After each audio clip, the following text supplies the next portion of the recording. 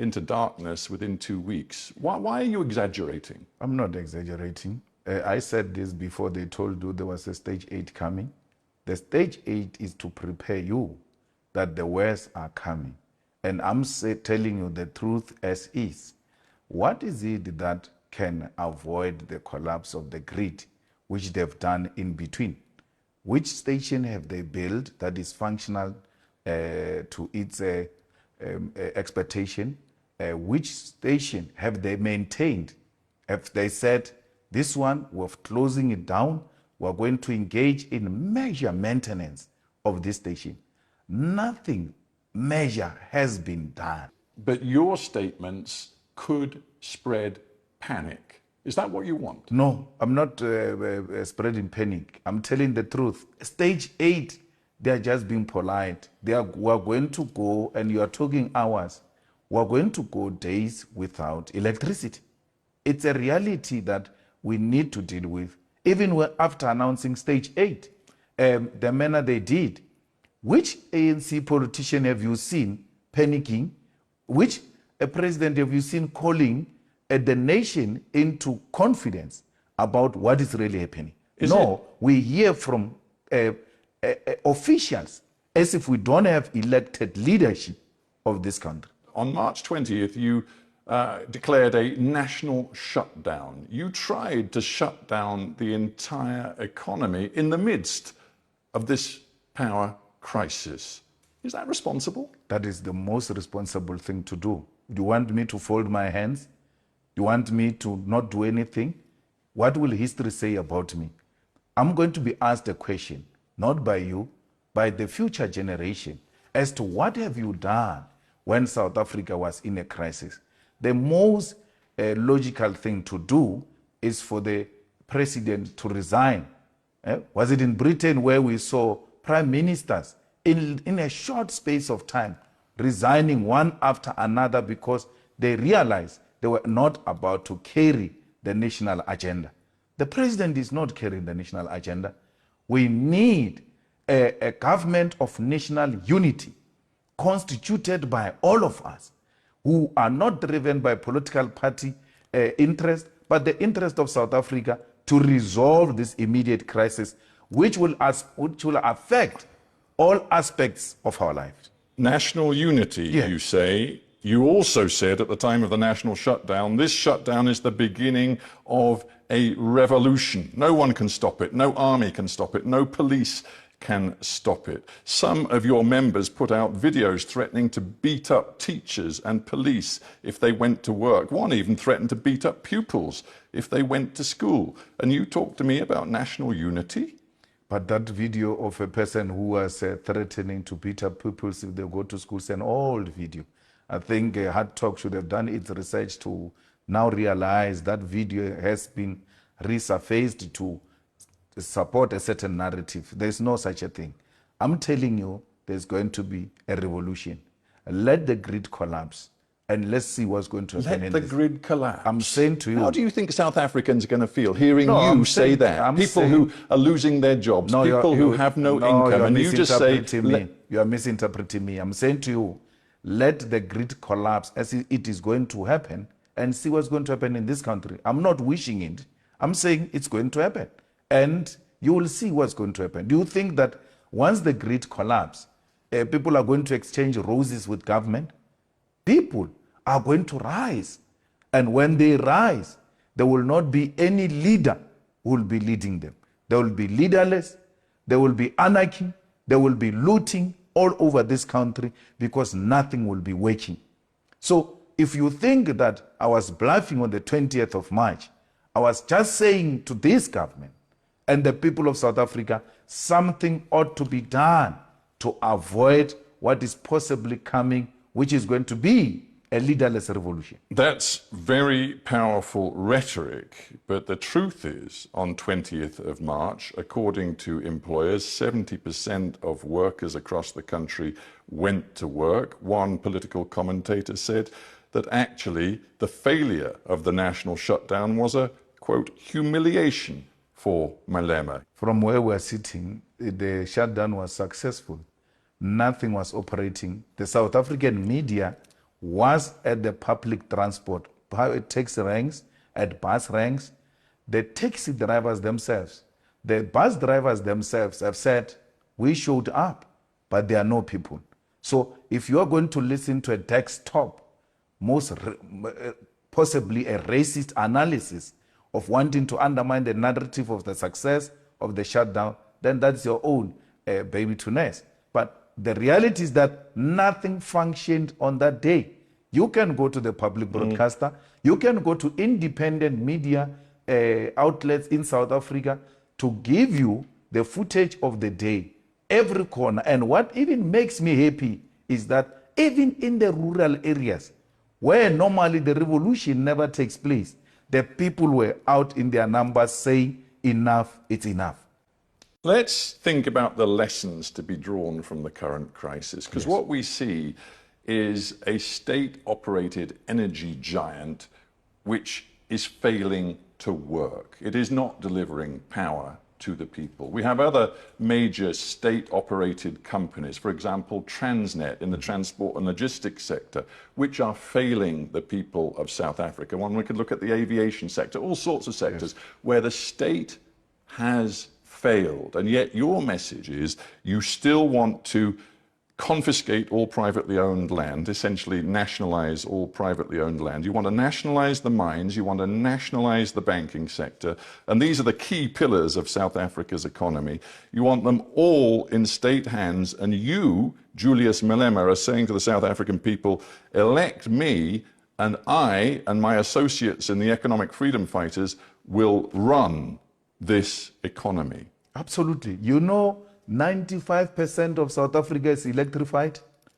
Do you know that South Africa gets water today? Do you know that South Africans, they're watching a public broadcaster? All these examples I've given you are state-owned. But do you know that we have seen this experiment played out in other countries? I'm thinking of Zimbabwe, I'm thinking of Venezuela, and the model does not look good to many South African people who see it. No, it looks good. We're using it now.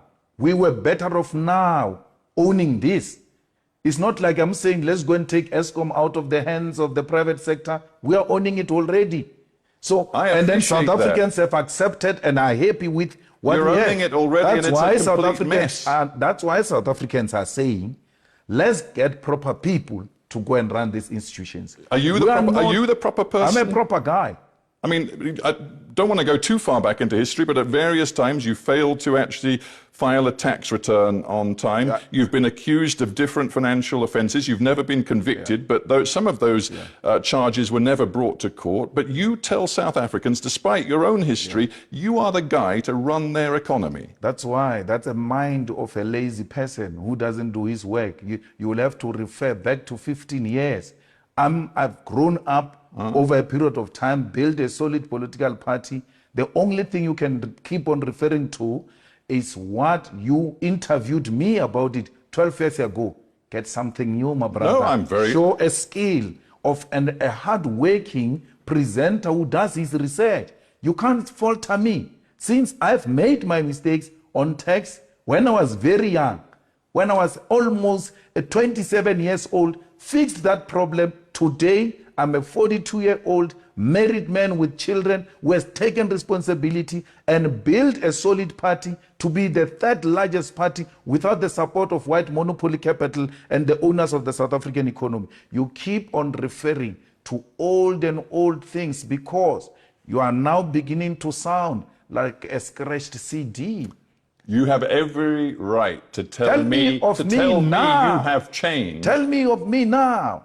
I've been in parliament for 10 years. Let's take one particular aspect of your policy positions. Yes. Do you think aligning yourself with Vladimir Putin is going to be good for South Africa? But that's what it is now.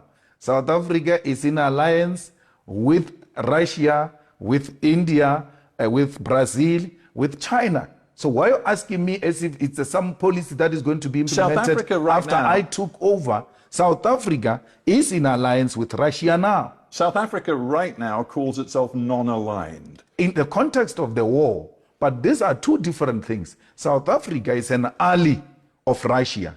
Now, the second question is, Where does South Africa stand on the war?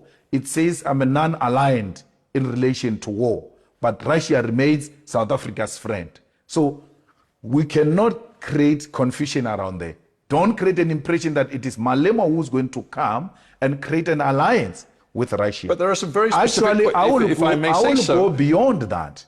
I will go beyond the friendship with Russia, and in the war, I will align with Russia, and I will even supply the weapons to Russia. Because Russia is in a war with imperialism, and any agenda that seeks to push back imperialist agendas, it's well within the policies of the EFF. You say quite clearly, I would arm Vladimir Putin. Yes. You know that the International Criminal Court wants Vladimir Putin to face war crimes charges. It must start with Tony Blair. It must start with George Bush. It must go to Barack Obama. Then it can go to Putin. So let's get this straight. You're saying to me that your policy, if you were in power in South Africa, is quite simple. That your enemy's enemy, and it seems you regard the US and its allies as the enemy, your enemy's enemy is your friend. Never mind if he's a suspected war criminal, never mind if the UN and the ICC say they have compelling evidence of Russian war crimes. You don't care. As far as you're concerned, my enemy's enemy is my friend. You're exaggerating, but another point which you don't want me to go there is that Tony Blair accepted that they were wrong about Saddam Hussein to an extent that he did an apology of a thug, right? You have never called for his arrest. A man admitting that I was wrong. To how many people died there, killed by those people. So all I'm saying is we are with President Putin because it's not enemy of my enemy. It is an anti-imperialist agenda that says the American dominance and its allies should be undermined at all costs. Anti-imperialism, even though Vladimir Putin is quite explicit about his desire to revive a form of empire. He says countries like Ukraine have no right to independent sovereign existence. He appears to believe that the best thing would be to revive an empire, the Soviet empire. But you're anti-imperialist? We are anti-imperialist. That's a debate for another day. The war is not what he's talking. The war is about the expansion. And had there been a common ground found, this could have been avoided. We are not for imperialism, even if it were to come from Russia. If he does that, we'll condemn it. But we know for a fact that progressive forces such as China have also aligned themselves with Putin to try and create an alternative from the imperialist domination of the world. And that's what the EFF is about. You admire China, you admire, it seems, Putin. What you seem to have as a vision for South Africa's future is much more along those lines, authoritarianism than democracy. No, socialism is not authoritarianism. So how can you describe China as progressive? No, it's very progressive. China subscribed to Leninism and Marxism, where the working class control the commanding heights of the economy. And that's what we subscribe for. We are of the means of production being owned and controlled by the states. We want South Africa through the vision and the image of China, where you grow the economy, where you reduce unemployment, where you reduce poverty, and you can't take that away from China. And the state plays the central role with regard to that. That kind of message and the messaging on Russia has seen the rand plunge against the US dollar. Hang on, we see many corporations in South Africa looking at establishing headquarters elsewhere. We see foreign direct investment flatlining in this country. Do you believe that the rhetoric you are using is good for the South African economy? I've been doing this from when you interviewed me 15 years ago when I was young.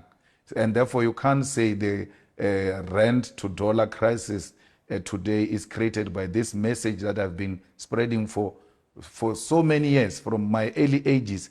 And then this No, party but what I'm has been suggesting is that the this new party- tensions between Washington and the government in South Africa have definitely affected the financial markets. No, it was the crisis as we see it today, as we have this conversation, me and you.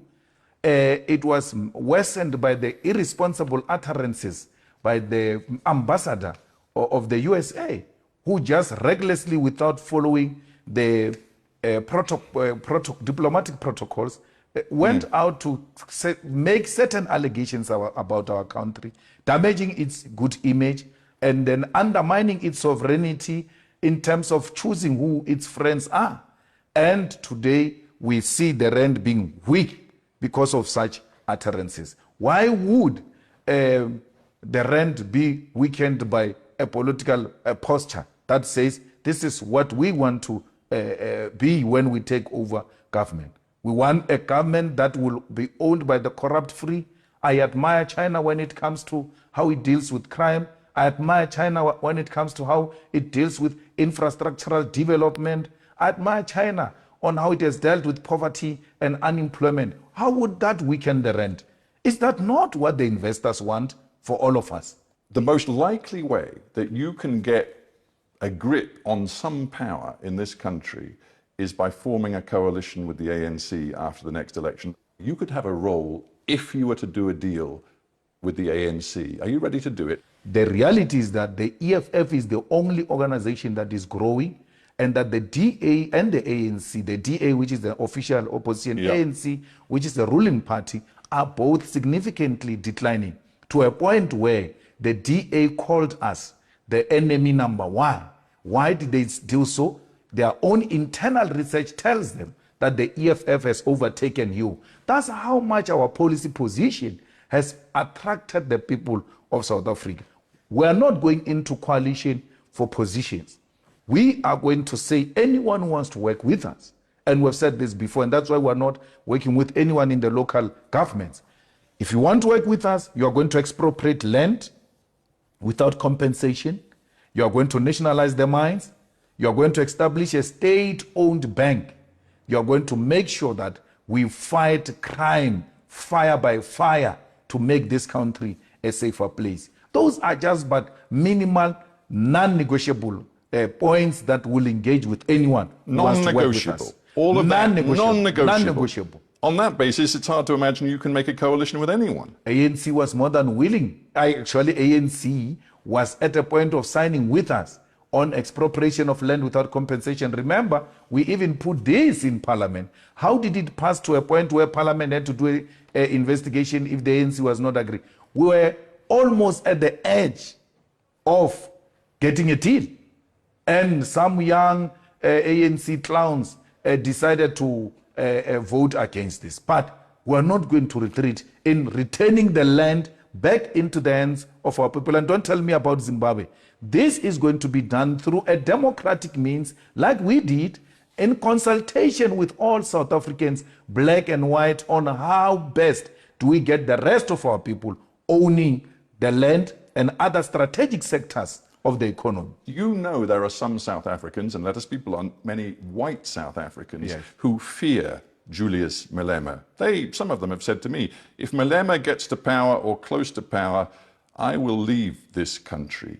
Do you welcome their fear, or do you want to find ways to overcome their fear? I don't welcome their fear. Stephen, they said that about Mandela, the most celebrated Mandela. You're talking about me.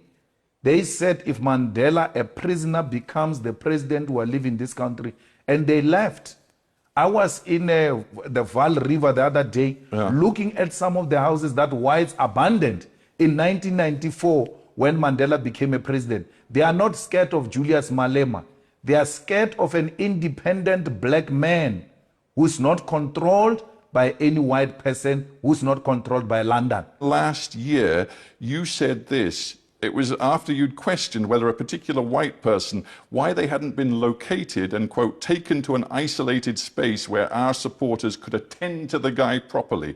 And you went on to say, you must never be scared to kill. A revolution demands that at some point there must be killing, because killing is part of the revolutionary act. Absolutely. This was last year. Absolutely. Absolutely. You can't say you are a revolutionary and then be scared to kill. But once you go killing people around, you are a terrorist. When you've got the support of the majority of your people to engage in war, and the majority of the people are with you, that is the revolution. It's not terrorism. And therefore, I'm not a terrorist. That's why I'm saying, at least for now, the conditions have not dictated that there should be anyone who should go to the bush and engage in war to kill. But if those conditions necessitate, will without hesitation do that. The same way the generations before us, when conditions necessitated, they were not scared to take up guns and shoot to kill. So I'm not saying anyone must be killed. All I'm saying is, let everybody come to the party. Let's build this one country and give away our privilege for the privilege of all. Your vision of South Africa's future, will it come through the ballot box or will it come through what you call a revolution? It will come through the ballot box. A ballot box that produces a revolutionary party will unleash the revolution. And the revolution, when it is unleashed through democratically elected government, is the changing of the system, where you radically defeat capitalism and introduce a socialist state. We still believe in the EFF, fundamentally so, that the power to the people must be ushered in through the ballot. And nothing else must be looked at except the ballot. However, when the need arises to defend ourselves through whatever means necessary, we'll do so without hesitation. Julius Malema, sadly, we're out of time, but I thank you very much for joining me on Hard Talk.